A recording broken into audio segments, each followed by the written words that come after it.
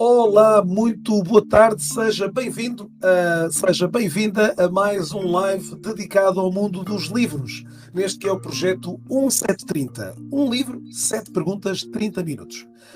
Ao longo deste ano de 2021, muitos têm sido os autores, muitos têm sido as conversas à volta de livros.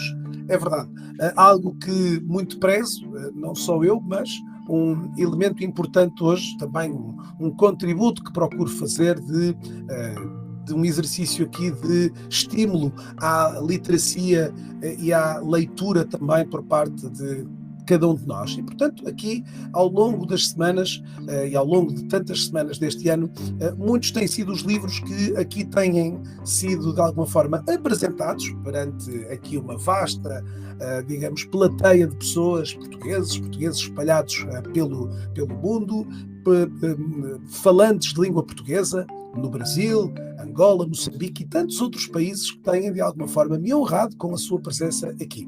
Hoje falamos sobre um livro muito especial, o livro das 67 Vozes por Portugal, A Grande Oportunidade. Este livro, um livro muito interessante aqui, com, de alguma forma, muitas vozes que se chegaram à frente para, de alguma maneira, também mostrar aquilo que se propõe fazer para um Portugal melhor. Connosco tenho hoje o privilégio de ter aqui, nesta nossa conversa, o José Crespo de Carvalho. José, muito obrigado por ter aceito aqui o convite para aqui estar à volta deste livro sobre as vozes e a grande oportunidade. José, antes de mais, gostava só de alguma maneira também que se pudesse apresentar aqui, pelo menos à nossa plateia, que deixando aqui naturalmente sempre eu a primazia de o meu convidado fazer a sua apresentação, enfim, aqui para o auditório, para o auditório. Bom, quer dizer, começando pelo princípio, o meu nome é José Crespo de Carvalho, como o Pedro já disse, sou professor no ISCTE há uns anos, tive uns anos também na Universidade Nova, voltei ao ISCTE, estou neste momento, ou tomo conta da formação de executivos do ISCTE, que se chama ISCTE Executive Education, e portanto, basicamente, o meu perfil, se assim se pode dizer, é totalmente dedicado, por um lado, ao ensino, por outro lado, à consultoria e às empresas, e portanto não sou propriamente um professor, no fundo, convencional, se calhar, porque tenho uma grande parte de empresas e uma grande parte de contacto com essas mesmas empresas em várias dimensões. Dimensão de gestão, dimensão de administração, dimensão de consultoria. E, portanto, sou um bocadinho um professor híbrido, se quiser utilizar o termo, e que se lançou aqui na formação de executivos ou se propôs a levar a cabo esta ideia das 67 vozes por Portugal. Eu e os meus colegas da Comissão Executiva, que tenho o privilégio no fundo, de estarmos juntos, não é? Em conversa, achámos que seria um momento oportuno marcar a reentrada pós-verão e com alguma acalmia previsível daquilo que era o estado pandémico que vivemos. Achámos que era a altura de reunirmos um conjunto de readings, de testemunhos de pessoas que pudessem ser edificantes, ser positivos e que nos pudessem dar uma perspectiva do e agora? Agora tivemos uma pandemia e agora o que é que vamos fazer? Porque, contrariamente àquilo que se possa pensar, de facto isto é uma crise profundíssima, foi uma crise profundíssima, é ainda uma crise profundíssima, mas contrariamente àquilo que se possa pensar, há amigos meus que ainda não chegaram aos 40, mas têm quase 40 anos e só conheceram Portugal em crise. E, portanto, é relativamente frustrante estarmos sempre a pensar em crise sem pensar em soluções. E o que nós nos propusemos aqui fazer foi, bom, desta vez tivemos mais uma crise, temos mais uma crise, ou estamos perante nova crise, ou não saímos dela, mas, desta vez mais profunda, ou com alguns cenários mais profundos, até porque nos levaram vidas humanas e isso, sem sombra de dúvida, é de facto a coisa mais importante que existe ou deve existir para todos nós. E, portanto, a partir daí, devemos pensar em como fazer, em como criar, no fundo, projetos, alternativas, apostas, como fazer diferente daquilo que fizemos. Por um lado, para que não sejamos apanhados ou não estejamos mais em crise. Por outro lado, para que, de certa forma, possamos pensar o futuro todos em conjunto. E quando reunimos este conjunto de personalidades, fizemos-lo com um pensamento. Primeiro, vamos buscar pessoas que não sejam as pessoas que normalmente escrevem sempre para estas coisas. Os mais ligados à política, os mais ligados, no fundo, aos mídia, etc. E, portanto, tentar escolher pessoas que vão do turismo às artes, às letras, enfim, às várias vertentes da sociedade. José, já vamos obviamente cobrir um pouco também esse processo de seleção que tiveram aqui. Já agora dizer, portanto, que os colegas a Ana Maria Simões e o Rui Vinhas da Silva, exatamente, são os meus colegas da Comissão integram este painel desta comissão também, que também levou a cabo aqui este livro. Bom, para quem está a juntar-se agora mesmo a nós, estamos com o José Crespo de Carvalho a falar sobre o livro Vozes por Portugal, a grande oportunidade. Estamos à conversa com um dos coordenadores desta obra aqui que, de alguma maneira, reúne, de facto, contributos de uma sociedade civil alargada também aqui do contexto nacional e que seguramente trouxe da leitura que fiz de vários dos testemunhos que aqui estão colocados, de facto uma leitura mais do que o tocar o dedo na ferida, foi desafiá-los aqui de alguma forma também a criar ou a trazer aqui de facto um conjunto de sugestões e um conjunto de contributos que de certa forma pudessem ser agora, sendo aqui que eu diria que este livro de facto tinha também aqui muitos bons destinatários interessantes para que seja aqui um verdadeiro compêndio para transformar o nosso país nos próximos anos. O que é que eu queria perguntar aqui, José? Relativamente, portanto, a esta ideia que a Academia acabou por dizer, ok, mais uma vez uma Academia que, além de não querer ir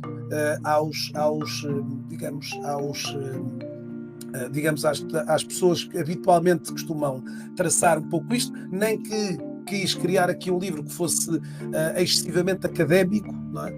Acabou por trazer, de facto, este processo. Como é que este processo de escrita, portanto, o livro tem aqui, portanto, em termos de produção editorial, houve, de facto, aqui portanto, o livro sai em agosto deste ano, 2021, não é? Em termos, assim, de linhas gerais, portanto, do momento em que o livro foi pensado, diremos aqui que há uma fatia temporal de mais ou menos quanto tempo? Mais coisa, menos coisa, 6 meses. Foi muito exigente, na medida em que nós começámos a pensar, estávamos ainda confinados, e começámos a pensar em o que fazer depois de estarmos confinados, pressupondo que o cenário depois do confinamento e depois de ultrapassarmos isto será tendencialmente mais calmo, e que, enfim, não houve uma sem duas, mas não sei se haverá duas sem três, mas vamos acreditar que à segunda aprendemos alguma coisa e que, portanto, é preciso lançar as bases para crescermos e para, de certa forma, voltarmos a viver um bocadinho aquilo que deixámos de viver durante este tempo. E, portanto, temos os nossos projetos, temos os nossos sonhos, temos as nossas ambições e não vamos querer prescindir deles. E, portanto, não é a pandemia que nos vai fazer prescindir deles.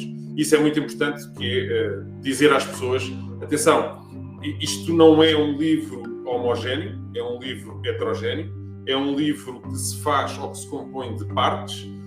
Não queremos que todos pensem igual, não queremos um fio condutor no sentido em que transversalmente todos têm que pensar a mesma coisa, mas é curioso que quase todos tocam nos pontos, ou muitos tocam nos pontos-chave do desenvolvimento de Portugal ou para Portugal.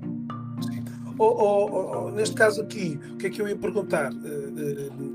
Relativamente a este processo há pouco estava, já ia o José avançar, portanto, este processo de escolha destes que foram aqui autores também, vozes Portanto, o José já tinha falado, procuraram aqui ter de facto uma voz plural, uma voz que de certa forma tivesse aqui várias, digamos assim, ou de várias áreas da sociedade civil. Portanto, como é que de alguma forma chegaram aqui? Todos eles eram antigos alunos do ISCTE, pelo menos uma parte deles, ou esse não teve um critério? Aliás, uma das preocupações foi trazer outros elementos de outras academias. Há aqui professores do ISEG, da NOVE, de vários locais. E essa foi uma preocupação. Pluralidade, diversidade de pensamento, diversidade até de idade, e diversidade de posicionamento político, ou seja, tentámos, inclusive, tentámos evitar o convite direto a pessoas que estão neste momento a fazer política ativa. E, portanto, surge um ou outro mais diretamente ligados, mas em todo caso tentámos evitar isso. Para quê? Para que o pensamento possa ser relativamente livre, relativamente fluido, e possa transversalmente perceber-se o que é que a sociedade portuguesa pensa sobre o futuro, a forma como vê o seu futuro, a forma como encara, no fundo, Portugal no futuro. E eu acho que é muito visível neste livro os pontos comum de contactos. Os pontos de contacto entre os vários autores são muito evidentes, e curiosamente sem haver um script, sem haver uma linha condutora, sem haver nada que indiciasse que devia ser assim. O único indício, José, foi a premissa que de alguma forma vocês lançaram de que nestes textos cada uma destes convidados pudesse de alguma forma tocar três questões, mas que não eram mandatórias, portanto podia ser um bocadinho variável, não é? No fundo, pensar Portugal, digamos, de uma forma corrida, não é? E outros de alguma forma faziam esse adressado.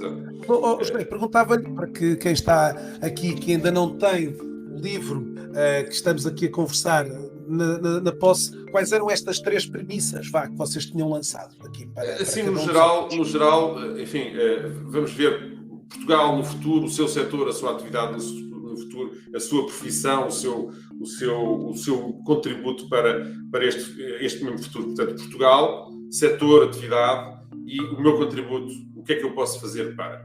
No geral, seria isto.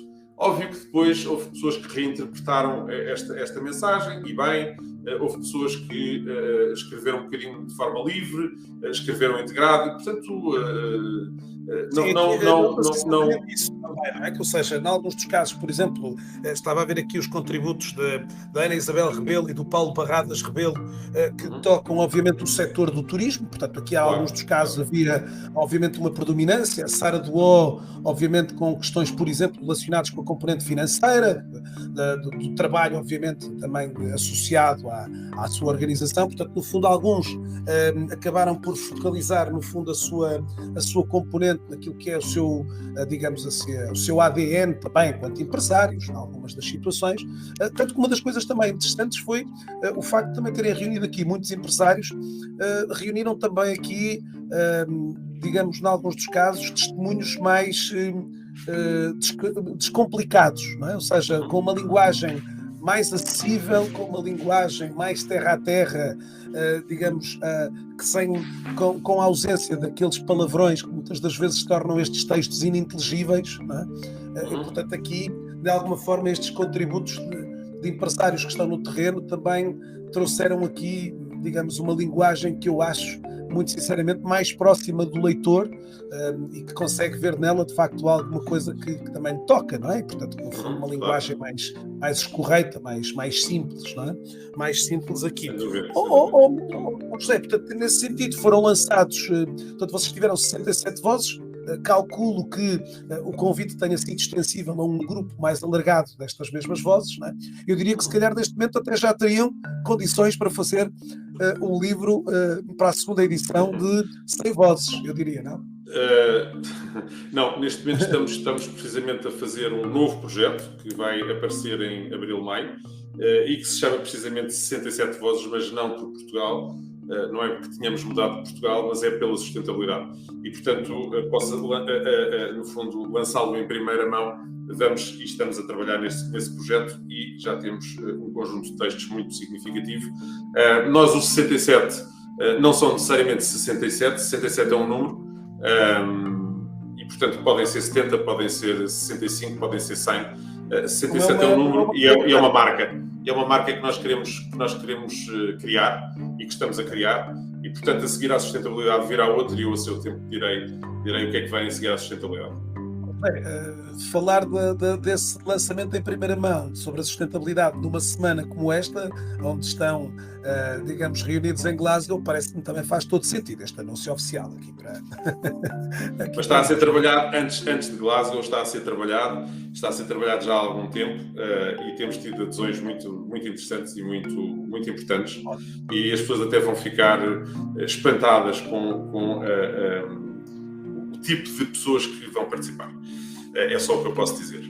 Agora, a nossa ideia é, como academia, descomplicarmos, como diz o Pedro, trazermos uma linguagem simples, trazermos uma linguagem acessível, que as pessoas possam ler, possam, de certa forma, identificar-se com muitas das coisas, ou não, identificar-se com muitas das coisas que são ditas, e pensar um bocadinho. Pensar em como todos nós fazemos falta à sociedade. Este 67 é um número suficientemente grande para nos fazer pensar que seremos 68, 69, 70, 80, os que formos, mas que nós temos preocupações e devemos ter preocupações com Portugal, por um lado, com a sustentabilidade, e a seguir virá outro tema que já está também na calha, mas que neste momento esse não posso ainda anunciar. Mas a ideia é, de facto, criarmos aqui uma linha de pensamento, de participação da sociedade civil, para que possamos, nós, academia,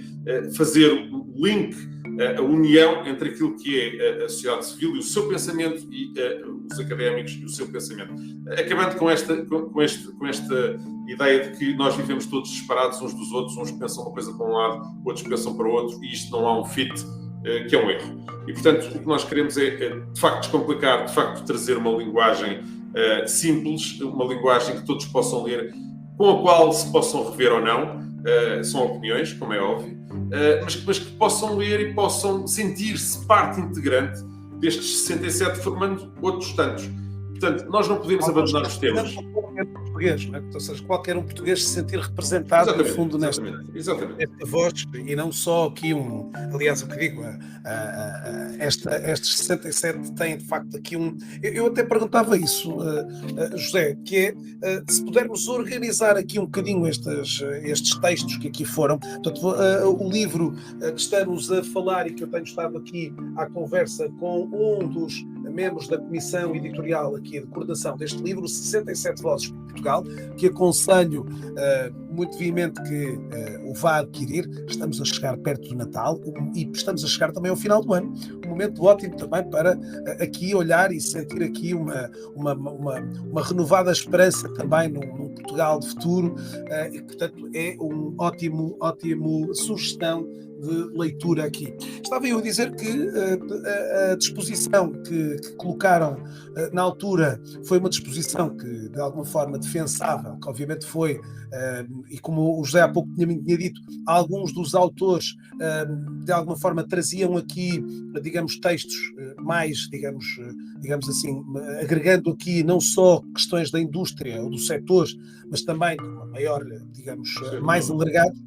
Mas, portanto, vocês acabaram por fazer esta listagem dos autores por ordem alfabética, portanto, ficou de alguma maneira aqui, mas, José, se pudermos aqui explicar, 5 ou 4 ou 5 grandes, digamos, áreas onde, efetivamente, se pudermos aqui, transversalmente a todos os autores, dizer, grande parte destes 67 tocaram estes 5 ou 6 pontos, estes 5 ou 6 pilares fundamentais que sentimos terem, digamos, praticamente terem tido uma maior, digamos, como estava aqui a comentar logo de início, a dizer, sem muito script, a verdade é que muitos deles tocaram em temáticas semelhantes. Que temáticas, José, são essas? Eu até conseguiria resumir em menos do que 5 ou 6, porque eu acho que há 2 completamente transversais, a educação e a tecnologia, são totalmente transversais, e depois há mais dois, que são o empreender e o arriscar, e a voz das empresas e a voz da sociedade civil, que no fundo se traduzem em coisas tão materiais quanto a indústria transformadora ou o sonho da pessoa que não deve abandonar, no fundo, o seu próprio sonho. Portanto, em coisas tão materiais ou imateriais quanto isto. Eu diria que se nós quiséssemos mesmo fazer um resumo e se quiséssemos contar, nós estamos a fazer um trabalho sobre este livro, que é um trabalho engraçado, já agora também aproveito para o dizer, que é fazer um paper académico de contagem do número de vezes que dizemos determinado tipo de palavras, para precisamente apresentarmos como digamos... Eu, quando fiz a pergunta, não sei se estava a pensar nisso, mas... Não combinei com o José, nem o José me tinha dito que tinham feito este paper. Mas, estamos a fazê-lo.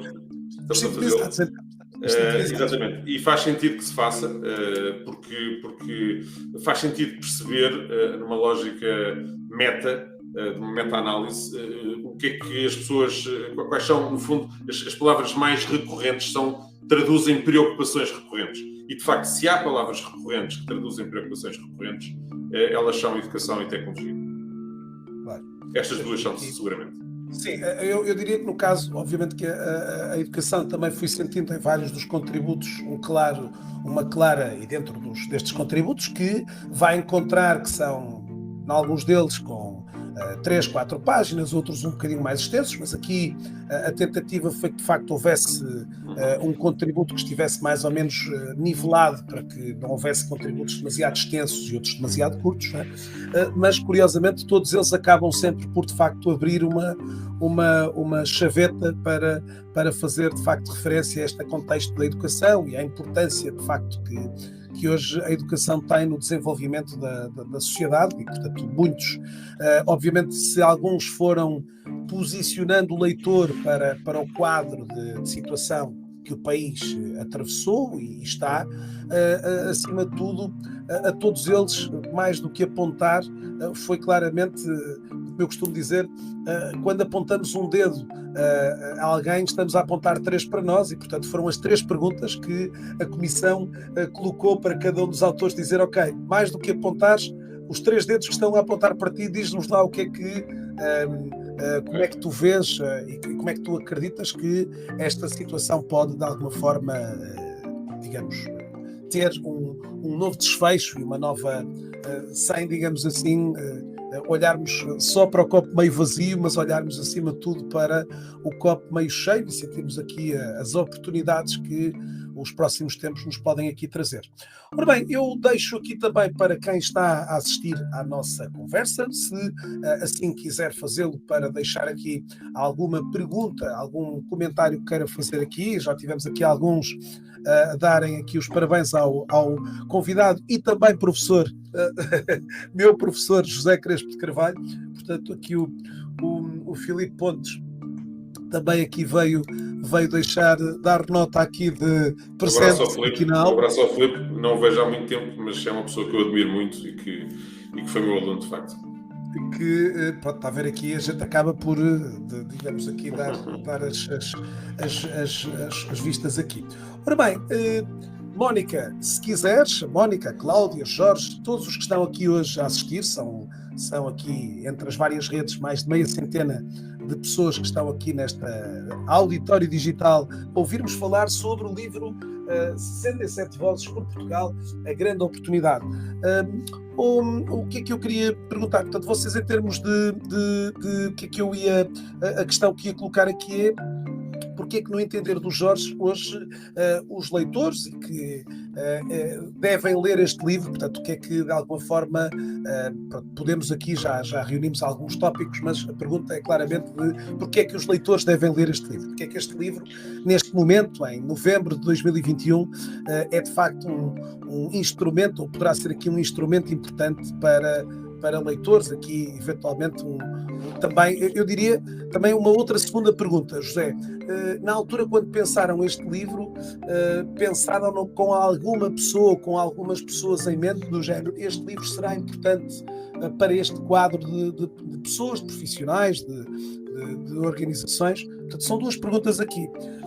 Porquê é que os utilizadores devem ler o livro? E, claro, se houve aqui também um foco, quando da escrita, de orientarem para algum, digamos, padrão de... Sim, houve uma tentativa de pôr mais do que tudo pessoas que, nas faixas etárias mais novas, que não estejam habituados a participar, conjuntamente com outras que no fundo, depois dão algum substrato mais credível, se calhar, ao livro, e que as pessoas compram por causa desses números. Mas há aqui muita gente nova, muita gente muito importante no futuro, e estas obras servem para o futuro, para nós pensarmos o futuro. E, portanto, uma das nossas preocupações foi vamos agregar aqui pessoas que queiram fazer futuro e que vão participar na construção desse mesmo futuro. E, portanto, a sociedade civil, o futuro, onde é que está o futuro? E, portanto, pessoas novas temos que as pôr a participar, pessoas que empreendam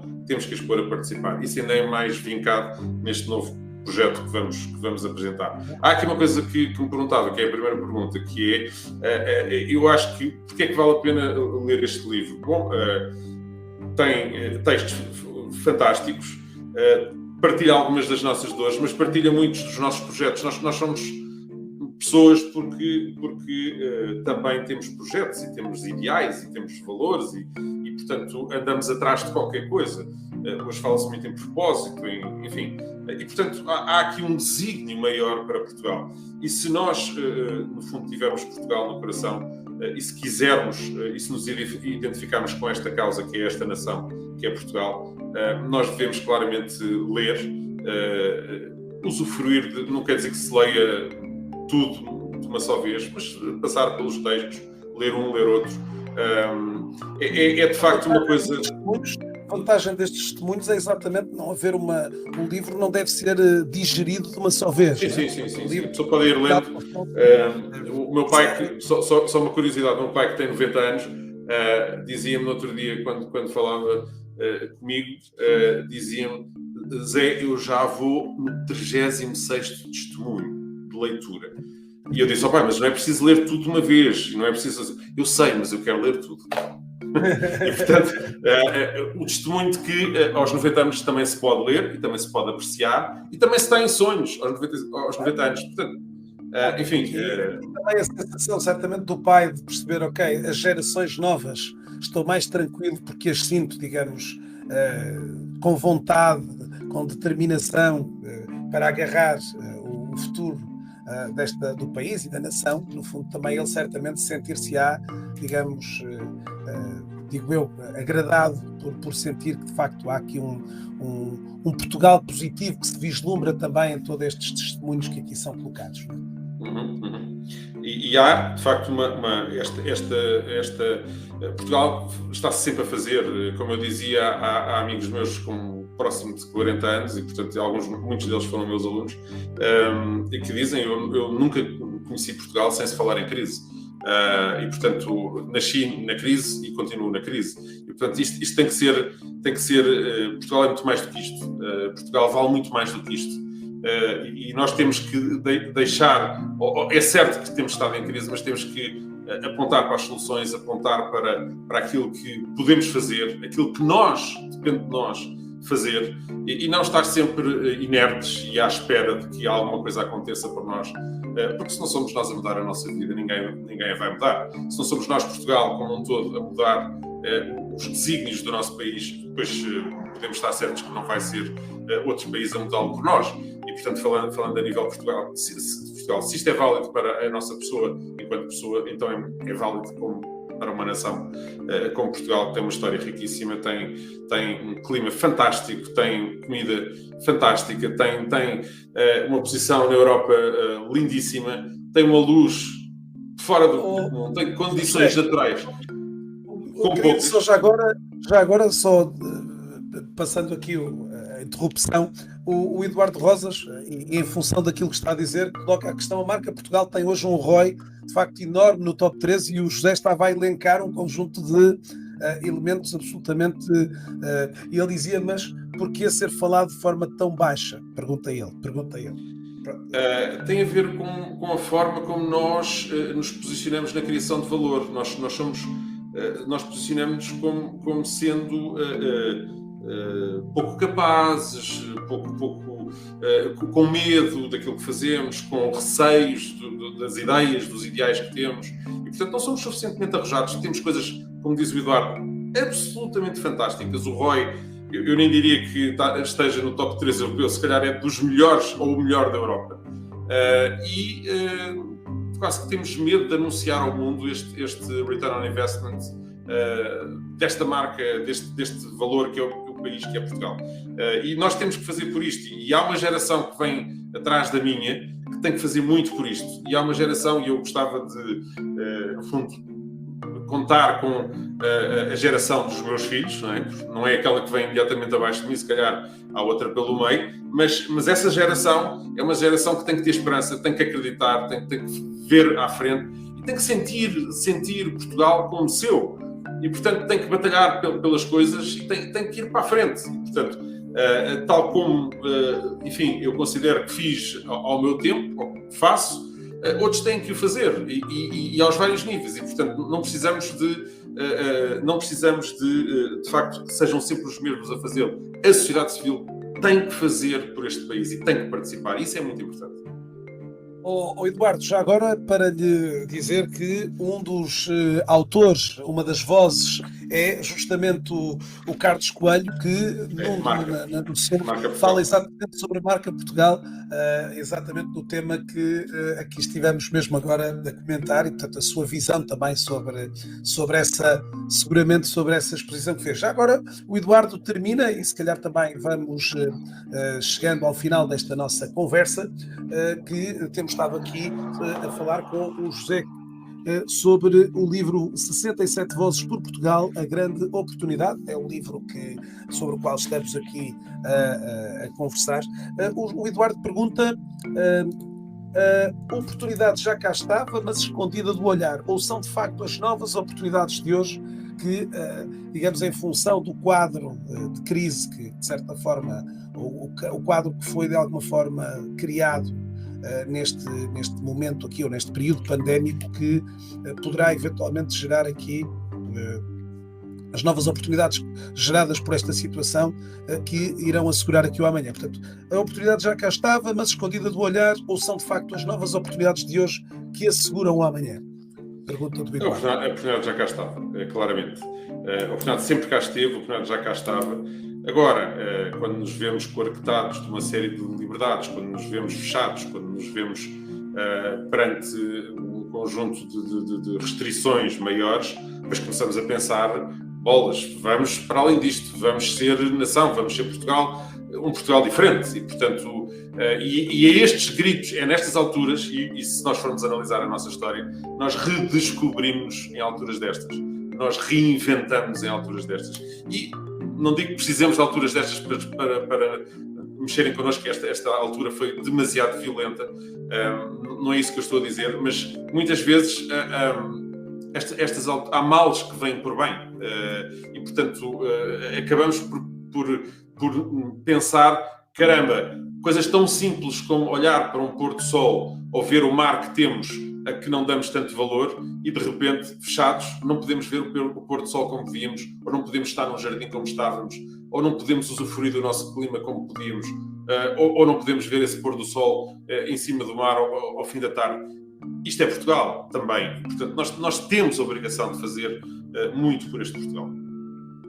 Bom, este é desde já um agradecimento por ter aceito aqui o convite para virmos conversar um pouco sobre o livro 67 Vozes por Portugal. Para quem está interessado em adquiri-lo aqui neste direto, conseguirá ter acesso não só ao link para adquirir o livro, ou então em qualquer livraria. Penso que o livro está disponível neste momento em praticamente todas as livrarias. No outro dia, aqui um membro da minha Comissão Executiva mostrava-me na Ericeira uma fotografia ao lado do livro do Asterix, estava as 67 vozes por Portugal, e até me perguntou o que é que o chefe da aldeia acha de termos um livro ao lado do Asterix. E eu achei muito bem, Aliás, quase todos nós somos Asterix aqui são 67 Asterix aqui nesta aldeia de, digamos, guerreiros, que todos, pelo menos que estes aqui, acabaram por representar este grande batalhão aqui. Portanto, o link está disponível, se assim quiser fazê-lo, mais rapidamente também.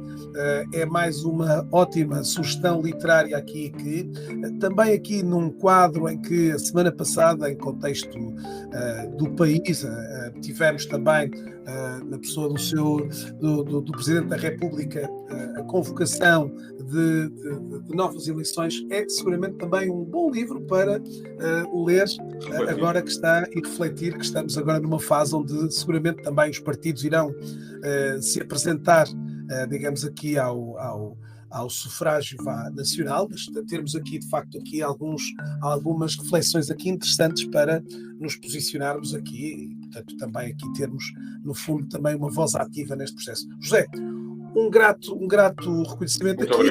Vamos seguramente a ver em breve noutras iniciativas que aqui... Fica ao espero na minha casa também. Com todo dizia, daqui a 24 horas aí estarei para é uma casa onde cabem todos. É verdade, cabemos todos, sim senhor. É uma casa que também muito bem acolhe e, portanto, temos aqui uma ótima também. Vamos ter seguramente aqui, enquanto isto é também contribuindo, como o José logo de início tinha dito, também para contribuir aqui e darmos, no fundo, o nosso contributo em prol de um país melhor, não é? Bom, estava a ver aqui aqui mais algumas questões que agora também ficarão aqui neste thread também do LinkedIn, e que depois podem ser também respondidas pelo José, se assim for o caso, ou aqui deixar também, se assim quiserem, um contacto direto ao José. Também o link dele está aqui também facilmente disponível para que possam também entrar em contacto com sim, e se quiserem linkar-se à minha página do LinkedIn, depois estejam à vontade. Eu, enfim, aceito todos como bom agrado e, portanto, falo com todos. Portanto, sem problema. Tudo bom. De resto, então, últimas palavras para me agradecer a sua atenção que nos dispensou aqui durante esta meia hora de estarmos aqui à conversa sobre o livro. E, claro, agradecimentos especiais ao José por ter aceito aqui o convite. Muito obrigado, Pedro. Um grande abraço. Obrigado. Obrigado a todos os que estiveram a ouvir. E eu que vão ouvir. Obrigado.